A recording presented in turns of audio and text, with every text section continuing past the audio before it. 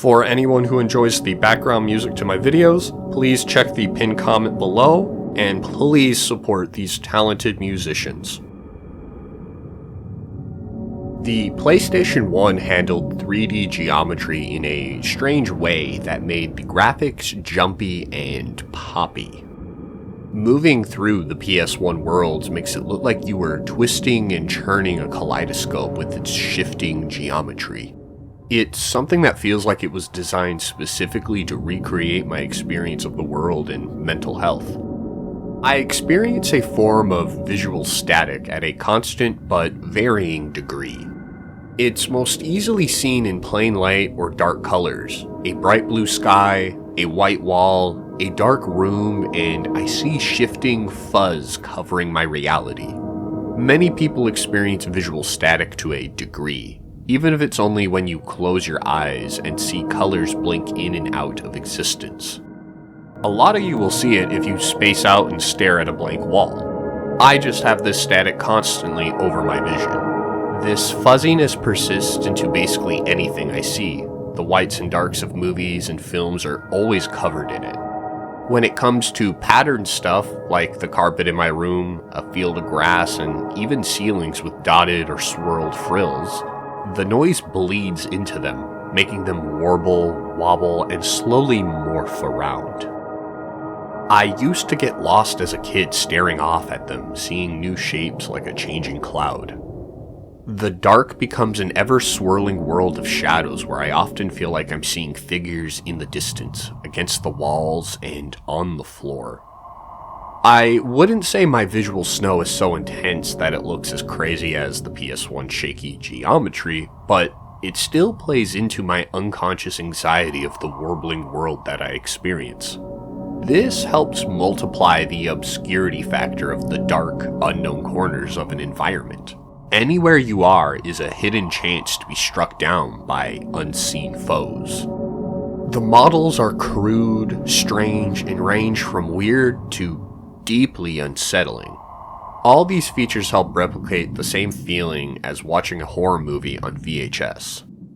The tessellating geometry constantly making you wait with bated breath. Low fidelity adds a sense of age, mystery, and grubbiness that is completely random and out of the control from the director when done naturally. This, coupled with the pixelated textures and low poly models, throw me right back to the past, like watching a VHS tape from the 80s. Not that I'm from the 80s. This aesthetic of nostalgia being invaded by man-made horrors beyond my comprehension is a vibe easily hit by the PlayStation 1's aesthetic. I have a few games here to present this aesthetic made by modern-day game designers instead of going over older PS1 games, as I wish to present the continued use of this art style. In the Bloodborne Demake, the PS1 aesthetic is perfectly used to elevate the game's setting. The obscured, pixelated textures makes the monsters just that much more repugnant. You can't see off into the distance as the world is covered in a thick layer of darkness that slowly reveals the jagged world of Yharnam. Bloodborne is perfection, don't get me wrong, but even if Bloodborne comes to PC, I'd still be playing this demake.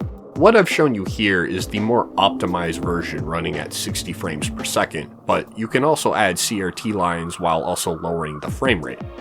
This does sound like you're actively making the game more difficult, which you certainly are, but all the animations become smeared and jagged like the terrain around.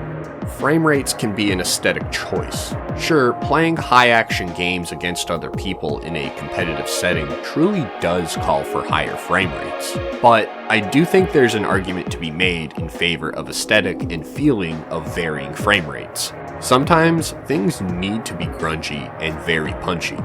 A degree of sluggishness can add difficulty, as well as a sense of low fidelity. This Lovecraftian world of ancient blood gods suddenly transitions into a world shaking at its very seams. Your vision obscured, where all things look like facsimiles of their original forms.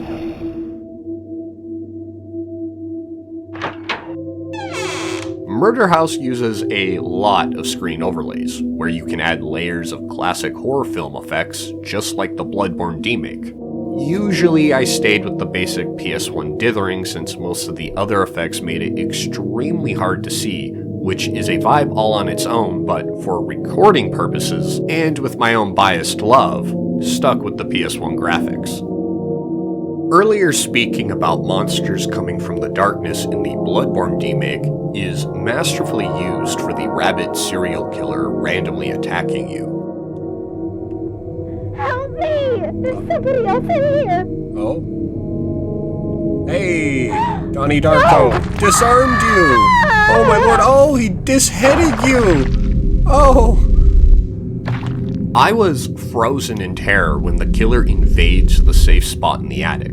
This was the first time in a game where the safe room was turned into my gravestone. I thought I was safe in here! No! Game! Why'd you do this to me? You're playing me dirty! No! Yeah, you tell me, Emma! We were safe in here. Honestly, this moment will forever rest in my mind. Thank you, Puppet Combo. Murderhouse also makes use of interesting camera angles that can be changed and made more into a third-person camera, or even brought into a first-person view, letting you see the various rooms in detail. It's something that I wish more older PS1 games had, since I love appreciating the detailed work that goes into making these games. The intro area is probably my favorite. I'm surprised more games don't take place in malls really, as it seems like an easy setting to take advantage of. The intro to Stay Out of the House is starting your shift at a convenience store.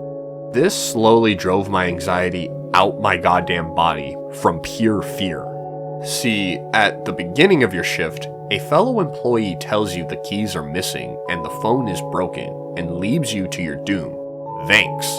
People filter in and out, and you may notice a white van come by a few times before a very strange man walks in. Hi, you here all alone? No, my coworker's in the back. After he leaves, no one else shows up as the silence of the night drones on, eating away at my crumbling sanity, wondering what is about to happen. The front door clicks, now allowing you to explore the small area outside. Very soon, the bathroom doors are revealed to have been opened. Katz, the employee from earlier, told us the key was missing, and I knew the killer was here.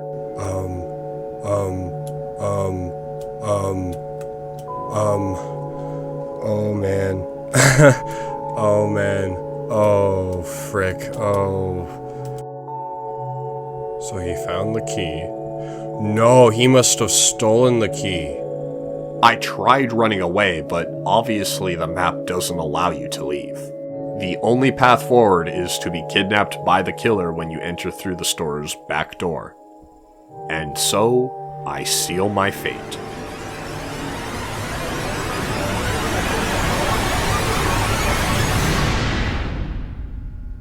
You seem kind of shocked.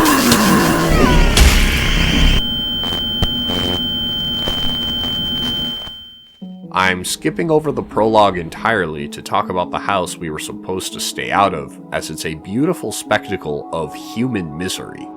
The bathroom is putrid and beyond anyone's ability to clean.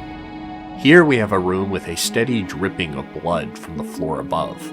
A dining room is littered in garbage, and the kitchen is used for a very specific sort of butchering. I'm sure the scene speaks for itself. Truly some wonderfully disgusting design, taking this low fidelity to its most extreme. Alisa is a fun survival horror game that stands more on the weird side of things. Trapped in a mysterious mansion after being dragged through the sand by some deranged monstrosity of giant doll parts mashed together. It's a wonderful little game that has plenty to collect, multiple endings, new game plus mode, and a great sense of humor. Jen, what are you doing? I swallowed my cure-dent. Are you okay? I'm not trying to show spoilers for the game here, but needed to show a horror PS1 style game using those classic pre-rendered backgrounds. For those who don't know, a pre-rendered background here was a 3D area that was turned into an image. The image is then set up as a background to the game, given collision boundaries to create the illusion that you inhabit a 3D environment. Back in the day, the PS1 did this to save on resources and allow for more detail to go into the character models, individual items, and enemies. Games like the Resident Evil series and Final Fantasy 7 through 9 took advantage of pre-rendered backgrounds, just to name a few. It's a particular vibe you can only get using these sorts of backgrounds, which also allow for the amazing use of camera angles. Because of the pre-rendered backgrounds, you cannot have multiple angles on an area without an entirely new pre-render made and a hard cut to a new camera angle. With this hard limitation on the game's camera, it forces the developer to use every angle creatively to either guide, disorientate, or to evoke certain emotions and feelings for portions of the game. Murderhouse does have similar camera angles, but the environments are 3D, not pre-rendered, which allows for Murderhouse to give the player control over the camera when needed and go into first-person view for an angle on every part of the room. Murderhouse does a great job at recreating a similar feel and look to Alisa, but the developers had to really sit down and think of how they wanted to present each angle in Alisa. Where your eyes would be attracted to, how it frames Alisa, how you fight, and even after a few hours of seeing these same screens while backtracking, a single enemy and a lack of music brings dire terror. It's sort of like a movie, but most movies don't come close to the creativity of these shots. I can really only think of Skinamarink, or maybe to a much lesser extent, Poltergeist or the Blair Witch Project. The effect of the camera and the pre-renders make the world feel completely alien. Alisa and other characters stand out and look nothing like the environments they inhabit. The dollhouse here is pixelated in a way that 3D objects shouldn't be, and it all feels just a bit off throughout the entire game. It gives the player visual angles Alisa cannot see, and lets the developer have fun by putting things in the unseen corners of her vision, truly giving you this feeling of being observed by some unknown entity. Sometimes the camera doesn't allow you to see what Alisa can, which makes being hunted by the old lady doll so much more intense and, well, pretty damn frustrating as well. Nope, I want to go through that. I want to go. No! Yeah, let's take off. And there we go. Just like everyone else into this aesthetic, it's clearly based deeply in nostalgia. But I also wanted to relate how a person's literal perception of the world could inform how I interpret art and what I enjoy from it. I relate so much to how a PS1 game looks, and so it's always going to be nestled in nostalgia for me.